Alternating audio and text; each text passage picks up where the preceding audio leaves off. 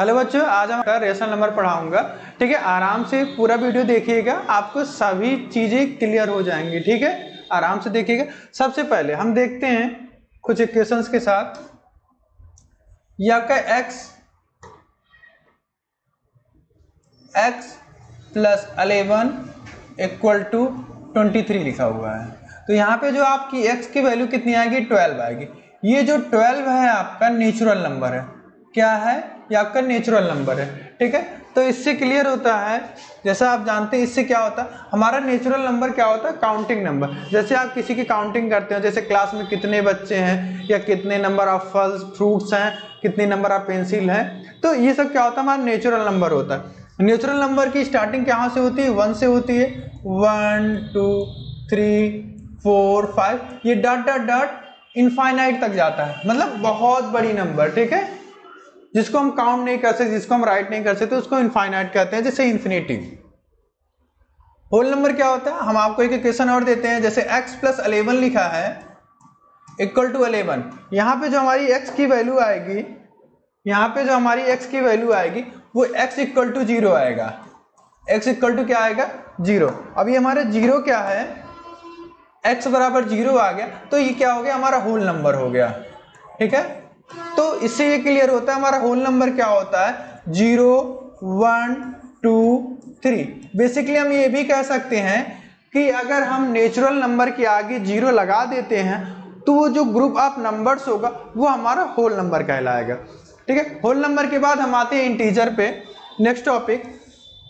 इससे पहले किसका एक यूज देखते हैं, इसका एक तरीका देखते हैं। जैसे ये है, आपने x प्लस 11 लिखा है और इक्वल टू आपने 5 लिख दिया।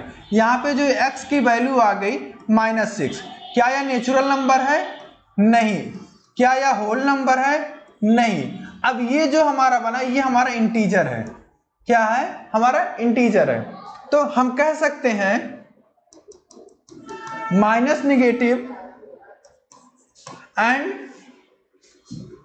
Plus minus natural number plus natural number 0 क्या कहलाता है, हमारा इंटीजर कहलाता है। ठीक है, क्या कहलाता है, हमारा इंटीजर कहलाता है। ठीक है, ये दोनों साइड इंफिनिटी पे जाएगा, दोनों साइड ये माइनस इंफिनिटी से प्लस इंफिनिटी तक वैरी करता है। और इंफिनिटी एक ऐसी नंबर है जिसका हमेशा सक्सेसर पॉसिबल रहता है, हमेशा उसका सक्सेसर होता है। आप किसी भी इंफिनिटी में 1 प्लस करोगे तो हमारा इंफिनिटी आंसर आएगा। कोई भी एक ऐसी नंबर नहीं है जिसका अंत हो। ठीक है, हम नेक्स्ट चलते हैं। अब रेशनल नंबर की बात होती है, हमने क्या किया, 1 plus x plus 11 equal to 1/2। तो जो यहाँ पे हमारी वैल्यू आएगी, यहाँ पे जो हमारी वैल्यू आएगी वो 21/2। ठीक है, ये जो p/q के फॉर्म में होता है उसको हम क्या कहते हैं, रेशनल नंबर कहते हैं। जो p/q के फॉर्म में होता है उसको रेशनल नंबर कहते हैं। यहाँ पे हमारी एक कंडीशन होती है, कंडीशन ये होती है कि हमारा 0 नहीं हो सकता। क्यों 0 नहीं होगा? क्योंकि नंबर नॉट डिफाइन हो जाएगा। अगर नीचे 0 हो जाएगा, अगर हम डिनोमिनेटर 0 हो जाएगा तो ये नॉट डिफाइन हो जाएगा। बेसिकली हम कह सकते हैं किसी नंबर को अगर 0 से डिवाइड करेंगे तो ये जो नंबर आएगी बहुत बड़ी नंबर आएगी, जो एक नॉट डिफाइंड नंबर है। ठीक है, बेसिकली हम रेशनल नंबर की डिफिनेशन लिख सकते हैं, the number that can written the p/q form where q does not equal to 0 and p and q are coprime number. p and q are coprime number. ठीक है, शायद आपको natural number समझ में आ गया, whole number समझ में आ गया, इंटीजर समझ में आ गया और रेशनल नंबर समझ में आ गया। आपको ये चीजें बहुत अच्छे से समझ में आ गई हैं। अब हम आगे चलते हैं इनकी प्रॉपर्टीज के बारे में।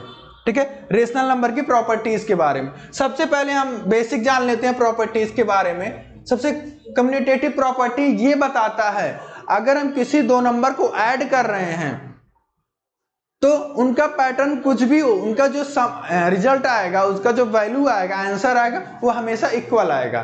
तो देखते हैं, जैसे हम किसी नंबर को हम ऐड कर रहे हैं, जैसे हम लिखते हैं 14 प्लस 11 कितना आ गया हमारा, ये हमारा 25 आ गया। अब नेक्स्ट टाइम अलग देखते हैं, 11 इंटू 14 क्या होगा, ये हमारा 25। इससे हमें ये क्लियर होता है अगर नंबर को नंबर का ऑर्डर चेंज कर देते हैं तो उनकी जो वैल्यू आएगी कोई उसमें कोई इफेक्ट नहीं पड़ेगा, मतलब वो जो हमारी वैल्यू रहेगी सेम रहेगी। मतलब हम कह सकते हैं a plus B equal to B plus A, यही हमारी कम्यूटेटिव प्रॉपर्टी होती है। यही क्या होती है हमारी कम्यूटेटिव प्रॉपर्टी होती सभी के लिए, होल नंबर के लिए भी, नेचुरल नंबर के लिए भी, इंटीजर के लिए भी और हमारी रेशनल नंबर के लिए भी यही प्रॉपर्टीज अप्लाई होती है। अब नेक्स्ट प्रॉपर्टी पे आते हैं, एसोसिएटिव प्रॉपर्टी। एसोसिएटिव प्रॉपर्टी क्या कहता है, अगर फर्स्ट नंबर को सेकेंड और थर्ड नंबर के ऐड के बाद जोड़ा जाए या फर्स्ट या सेकेंड को पहले जोड़ दिया जाए उसके बाद थर्ड को जोड़ा जाएगा, तो ये जो होता है हमारा एसोसिएटिव प्रॉपर्टी होता है।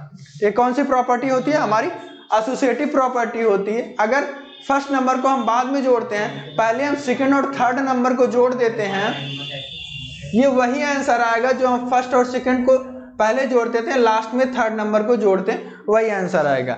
इसको हम एक एग्जांपल की सहायता से समझते हैं, ठीक है। हम दिखाते हैं आपको, जैसे आपने क्या किया 1 प्लस 2 प्लस 3 कितना आया, ये आपका पहले 1 किए 5, टोटल आंसर कितना आ गया आपका 6 आ गया।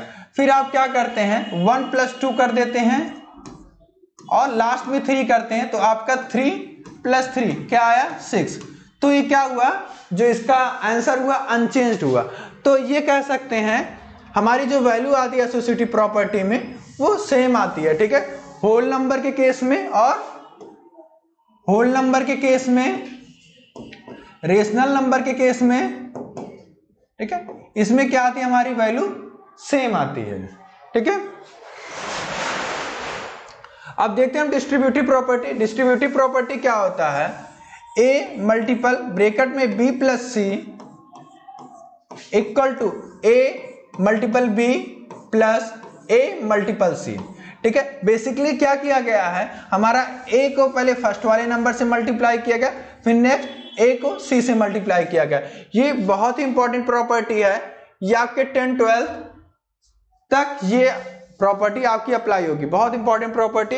इसके बाद देखते हैं multiplicative identity property. Multiplicative identity property क्या होता है, अगर कोई नंबर है उसको 1 से मल्टीप्लाई कर रहे हैं तो वही हमारा आंसर आएगा, इसे कहते हैं मल्टीप्लिकेटिव आइडेंटिटी। आइडेंटिटी का ही मतलब होता है 1,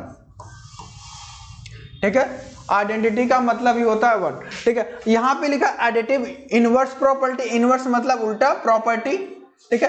अगर आप किसी नंबर को उसके अपोजिट या प्लस है तो नेगेटिव, प्लस है तो माइनस, माइनस है तो प्लस से करते हैं तो उसकी वैल्यू कितनी आती है 0। यही हमारी क्या होती है एडिटिव इनवर्स प्रॉपर्टी, ठीक है। यही हमारी क्या होती है एडिटिव इनवर्स प्रॉपर्टी, ठीक है। हमने बेसिकली कम्यूटेटिव प्रॉपर्टी जाना, अगर हम किसी नंबर को ऐड कर रहे हैं a plus B equal to B plus A होगा, ठीक है। नेक्स्ट प्रॉपर्टी हमने देखी एसोसिएटिव प्रॉपर्टी। अगर हम दो नंबर को ऐड कर रहे हैं सेकंड और थर्ड को, और इसके बाद हम फर्स्ट और सेकंड को ऐड कर रहे हैं, वैल्यू सेम आएंगी, ठीक है। इसमें हमने देखा कि a मल्टीपल में है और b और c एडिशन में है, तो हमारी जो वैल्यू आएगी a मल्टीपल ऑफ b और a मल्टीपल ऑफ c, ठीक है। मल्टीप्लिकेटिव आइडेंटिटी प्रॉपर्टी क्या होगा, हम किसी को 1 से मल्टीप्लाई करते हैं तो वही आंसर आता है, ठीक है। एडिटिव प्रॉपर्टी क्या होती है, अगर किसी को हम ऐड करें उसी के सेम नेगेटिव वैल्यू से जो उसका आंसर आएगा वह 0 आना चाहिए, ठीक है। अब हम और देखते हैं, ठीक है। ये हमारी रेशनल नंबर की बात हो रहा है, ये जो बात है हमारे रेशनल नंबर हम बता चुके हैं जो p/q के फॉर्म में लिखा जाता है, ठीक है। रेशनल नंबर को हम q से डिनोट करते हैं, ठीक है। देखते हैं क्लोजर प्रॉपर्टी। अगर हम किसी दो रेशनल नंबर को जोड़ते हैं, अगर हम किसी दो रेशनल नंबर को जोड़ते हैं तो जो उसका रिजल्टेंट आएगा वो भी हमारा रेशनल नंबर होगा, वो भी हमारा क्या होगा रेशनल नंबर होगा, ठीक है।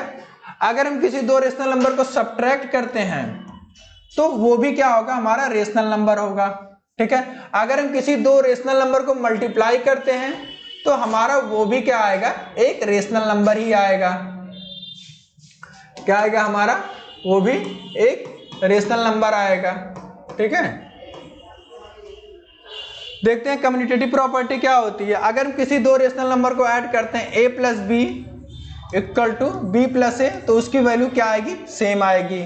सब्ट्रैक्शन में देखते हैं, अगर किसी को माइनस करते हैं, अगर हम किसी को माइनस करते हैं तो उसकी जो वैल्यू होगी वो चेंज हो सकती है। ठीक है, क्या हो सकती है, चेंज हो सकती है। जैसे हमने क्या किया, हमने यहाँ पे 3/2 किया है और यहाँ पे हम 4/2 कर दे रहे हैं, तो जो हमारी वैल्यू क्या आएगी यहाँ पे आपकी -1/2 आएगी। लेकिन जब आप 4/2 माइनस 3/2 करोगे तो ये आपकी वैल्यू क्या आएगी, आपकी वैल्यू ये 1/2 आएगी, जो इक्वल नहीं है, जो इक्वल नहीं है। इसका मतलब ये है नॉट अप्लीकेबल है। ये क्या होगा हमारा, नॉट अप्लीकेबल होगा। तो हम यहां पे क्या लिखेंगे, नॉट। ठीक है, यहां पे क्या होगा हमारा, नॉट होगा। ठीक है, मल्टीप्लिकेटिव आइडेंटिटी में देख लेते हैं।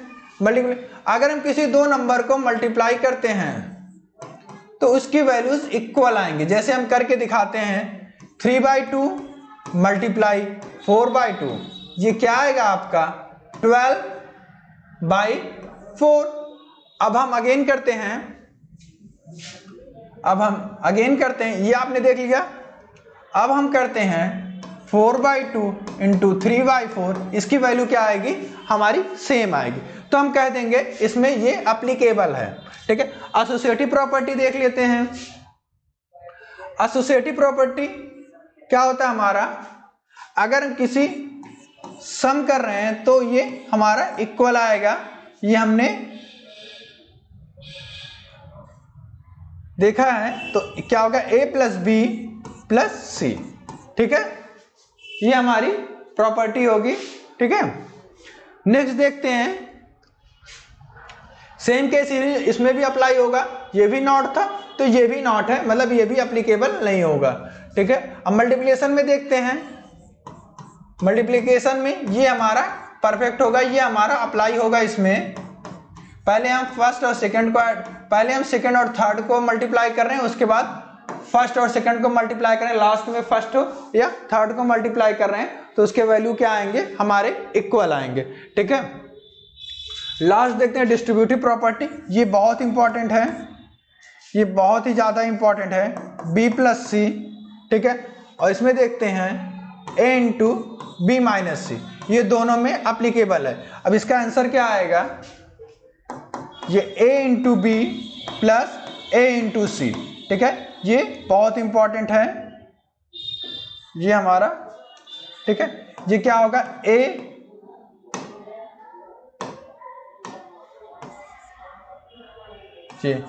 Into B into A into C. ठीक है, ये हमारी सारी प्रॉपर्टीज हो गई। तो आप जैसे होल नंबर के लिए है, इंटीजर के लिए है, नेचुरल नंबर के लिए है, सिंपली आप यहां से ऐसे वैल्यू रख के देखिएगा। अगर इक्वल आ रहा है तो वो अप्लीकेबल है, अगर इक्वल नहीं आ रहा है तो नॉट अप्लीकेबल है, अगर इक्वल नहीं आ रहा है तो नॉट अप्लीकेबल है। ठीक है, इक्वल नहीं आ रहा है तो नॉट अप्लीकेबल है। ठीक है, हम नेक्स्ट में चलते हैं। अब हमने एक्सरसाइज क्वेश्चंस देख लेते हैं। एक्सरसाइज क्वेश्चन फर्स्ट देखिए, ये 1 से मल्टीप्लाई हो रहा है। हमने पहले ही बताया था, अगर 1 से मल्टीप्लाई हो रहा है तो ये फर्स्ट में क्या लगेगा, multiplicative identity. 1 is multiplicative identity. ठीक है, ये फर्स्ट का फर्स्ट है। सेकंड क्या हो रहा है, a इंटू बी, सेकेंड क्या आ रहा है, a into B equal to b into A. तो ये आपकी कौन सी प्रॉपर्टी है, ये हमारी कम्यूटेटिव प्रॉपर्टी है, ये हमारी कम्यूटेटिव प्रॉपर्टी। अब मल्टीप्लिकेशन है, कम्यूटेटिव प्रॉपर्टी आप मल्टीप्लिकेशन है।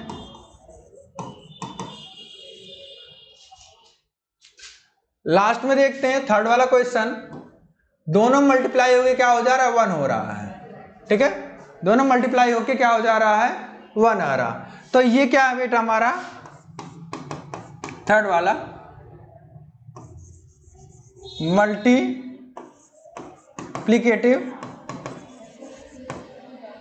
इसको बेटा हम, ठीक है, इसको हम कम्यूटेटिव मल्टीप्लिकेशन भी कह सकते हैं, लेकिन जो इसका एग्जैक्ट आंसर होगा मल्टीप्लिकेटिव इनवर्स आइडेंटिटी या प्रॉपर्टी। क्या होगा, इनवर्स प्रॉपर्टी। ठीक है, बातें क्लियर हैं, इनवर्स प्रॉपर्टी। ठीक है, अब देखते हैं, tell what are the properties allowed dash and dash. आपने ब्रेकर देखा जिसमें सेकेंड और थर्ड पहले मल्टीप्लाई हो जा रहा है, उसके बाद सेकेंड और फर्स्ट मल्टीप्लाई हो रहा है। बताइए किसमें है, आपका इसमें है ना, मैं दिखा रहा हूं, एक मिनट, कहां कहां कहां कहां, ये देख रहे हैं ना आप, ये प्रॉपर्टी आपकी लग रही है। ठीक है, ये प्रॉपर्टी आपकी इसमें अप्लाई हो रही है। तो नाम क्या था, एसोसिएटिव प्रॉपर्टी। सेकंड क्या हो गया हमारा, एसोसिएटिव प्रॉपर्टी। क्या हो गया, associative property, associative property. Last वाले का आंसर क्या होगा, अच्छा कह रहा है the product of two rational number is always rational. देखिए हमने आपको पहले ही बता दिया, product of two rational number is always rational. ठीक है, हम इसको करके भी देख लेते हैं। जैसे हम कोई क्वेश्चन लेते हैं, 1/2 एक रेशनल नंबर है और एक रेशनल नंबर 3/2 है, तो क्या आ रहा है हमारा 3/4। क्या ये रेशनल नंबर है, क्या ये रेशनल नंबर है, हाँ है, तो हमारा आंसर क्या होगा, यस। हमारा आंसर क्या होगा, यस। ठीक है, is always a rational, is always a rational number. क्या होगा, रेशनल नंबर होगा। ठीक है, ये हमारा क्या होगा, रेशनल नंबर होगा। ठीक है, ठीक है, शायद आपको ये चैप्टर बहुत ही अच्छे से समझ में आ गया। अगर कोई भी डाउट हो तो आप क्लासरूम में डिस्कस कर सकते हैं या कमेंट बॉक्स में आप कमेंट कर सकते हैं। और मुझे पूरा अगर आप ध्यान से वीडियो देखें तो आपको समझ में आया होगा। Thank you so much, keep healthy, keep study, thank you.